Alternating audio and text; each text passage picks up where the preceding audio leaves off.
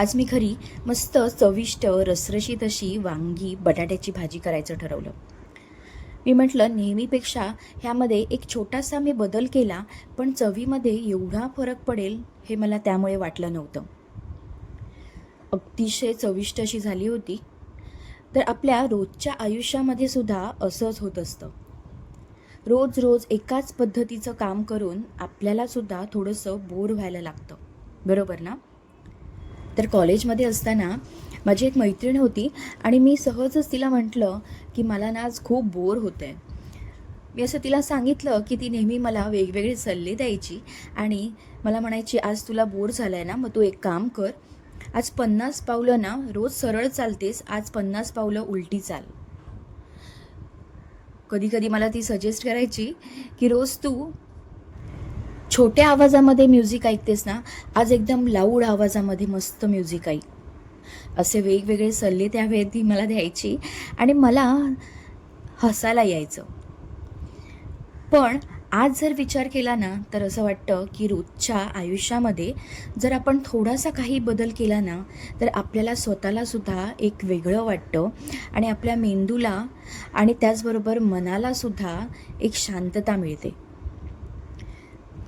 रोज आपण घरच्यांसाठी वेगवेगळ्या गोष्टी सतत करतच असतो, पण त्यामधून आपण आपल्या स्वतःसाठी आपल्याला वेळ काढून आपल्याला जी गोष्ट आवडते ना, ती आपण नक्कीच केली पाहिजे.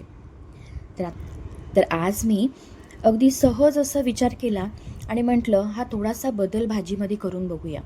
म्हणून वांगी जी आहेत, जी भरतासाठी आपण मोठी वांगी घेतो, ती वांगी कापून त्याचे छोटे तुकडे करून घेतले आणि त्यानंतर सगळे आपण जे मसाले फोडणीमध्ये घालतो, पावडर मसाले, ते सगळे मसाले मी त्याला लावून घेतले आणि ते थोड्या वेळासाठी बाजूला ठेवून दिलं आणि तोपर्यंत चपातीचं पीठ मळून घेतलं.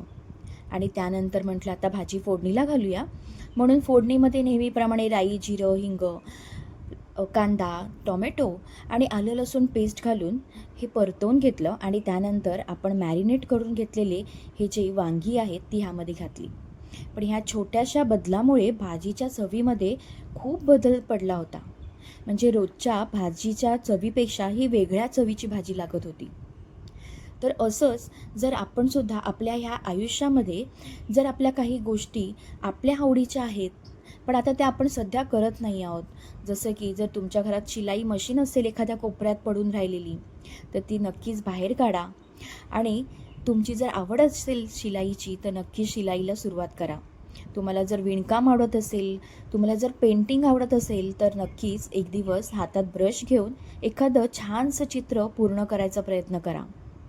पुस्तक वाचनाची आवड असेल तर नक्कीच एखादं छानसं पुस्तक विकत घेऊन ते नेहमी 15 ते 20 मिनटं तरी स्वतःला वेळ देण्याचा प्रयत्न करा.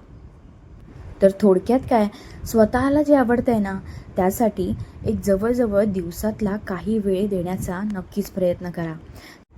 त्यामुळे तुम्हाला हळूहळू जाणवायला लागेल की आपल्या समोर जे काही प्रश्न होते ते हळूहळू सुटायला मदत होते.